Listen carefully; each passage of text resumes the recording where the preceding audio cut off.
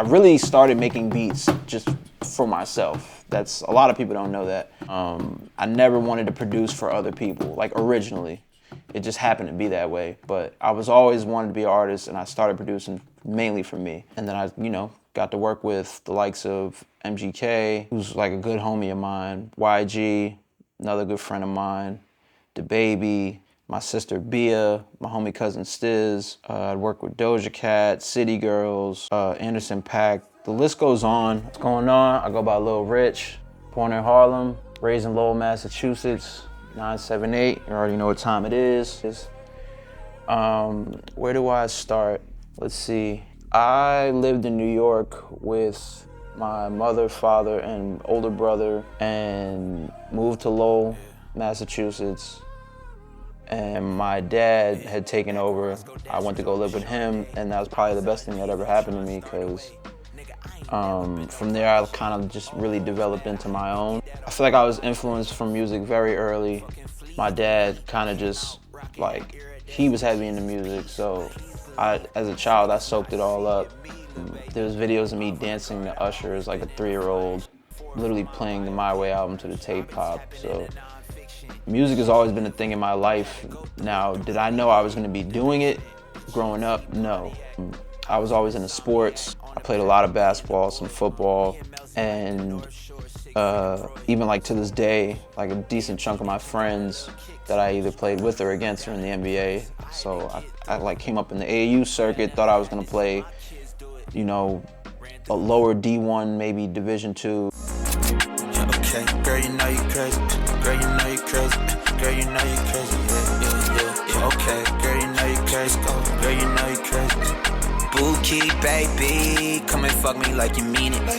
Yeah. I'm that nigga for no reason, for real. Don't need your heart, but you can keep it. I went and drove that boat into the deep end and now. Yeah, so I'd say probably until I was like 17, basketball was really like my whole life, And when I got to like my senior year of high school, I was like, man, I don't think I'm going to the league. So I'm like, do I play D3, D2 basketball or go do something else?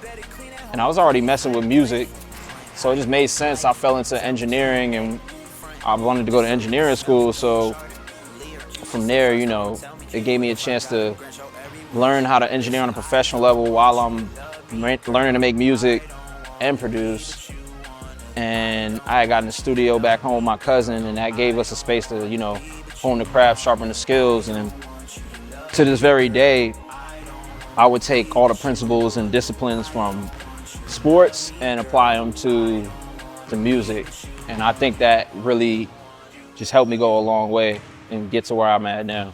When I graduated engineering school, I had started visiting Los Angeles, just tapping in on this side of the country. And by 2018, I had moved, and I had gotten my first placement with Machine Gun Kelly, and that kind of motivated me to move. So from 2018 on, I just stayed in LA and went full producer mode and kind of navigated through the industry that way, because there was almost a room I couldn't not get into. Like, I could get wherever I wanted as a producer and knowing how to engineer. But I wasn't an artist. I just put that completely down. Yeah, I just figured out how to navigate through the industry as a producer and leverage those relationships and my network to just do different things and ultimately come back around to do what I always wanted to do, which is be an artist.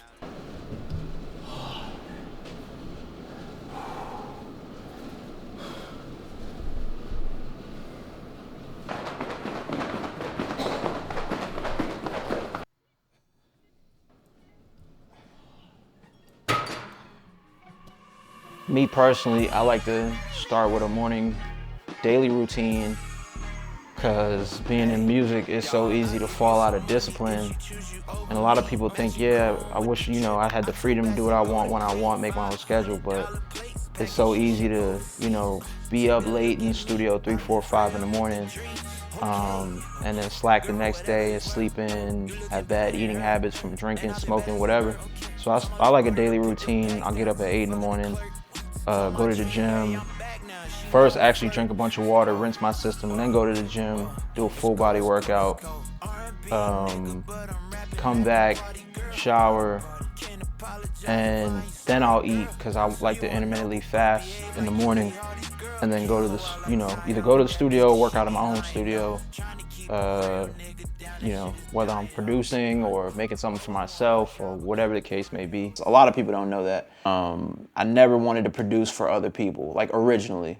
It just happened to be that way. But I was always wanted to be an artist, and I started producing mainly for me, which is also a good segue into the EP I got coming out this year, as well as the LP.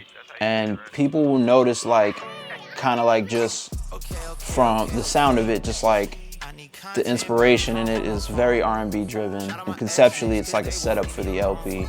Without giving out too much information. The content is all very personal. It's about me and my life and kind of pulling back the curtain on stuff I'm dealing with in real time.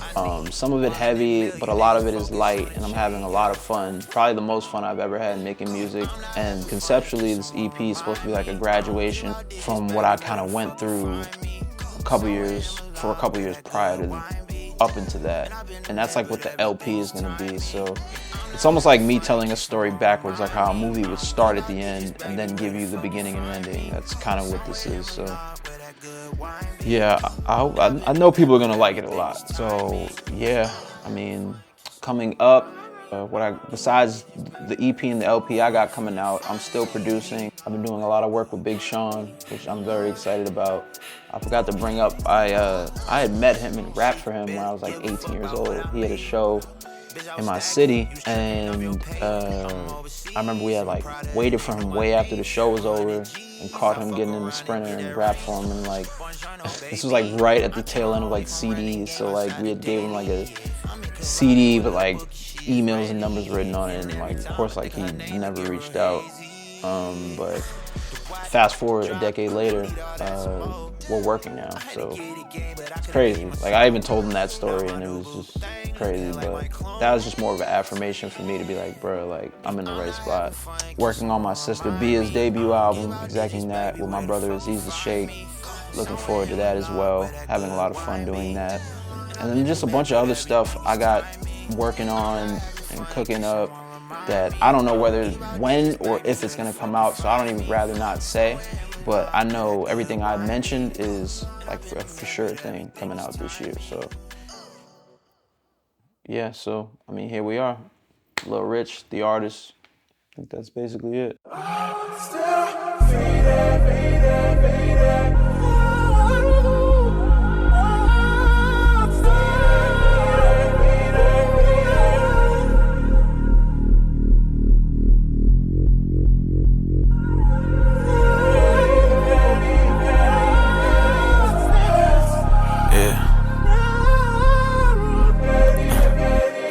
Back when Roscoe Dash was off the Chardonnay, I was out in P-ville trying to start away.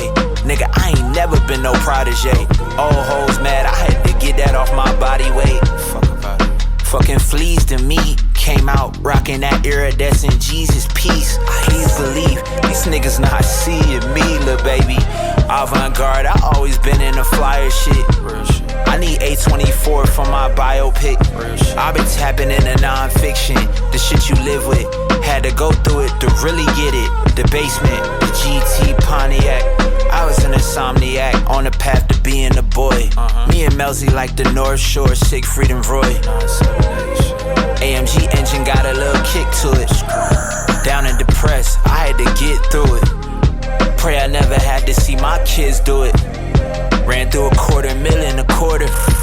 Nigga went from Rich Paul to Rich Porter. Fucking on women with bad practice and good intentions. Says a lot about me if I'm the one that they mention. I'd rather die today than live tomorrow. They watch you crab motherfuckers just steal and ball. Still could call Zeke Lewis about some guidance and music. Don't even bring up my city, know my side is abusive. Hey listen, none of my niggas lottery picks. I probably get the cozy your account side of your bitch. With nothing there to scrape up. Gang on the way up. Don't worry about the girls I fuck, just know they A+. Do that shit. My life was dark and shit was ugly. Suffering in silence with the faith that my family loved me. With God above me, 10 toes down, dog, I got it. Who would've known Rich would be a prophet? Yup.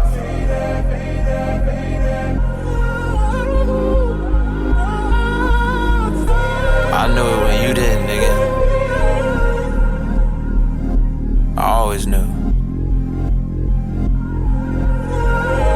Y'all niggas, y'all never be us, nigga. Fuck y'all talking about.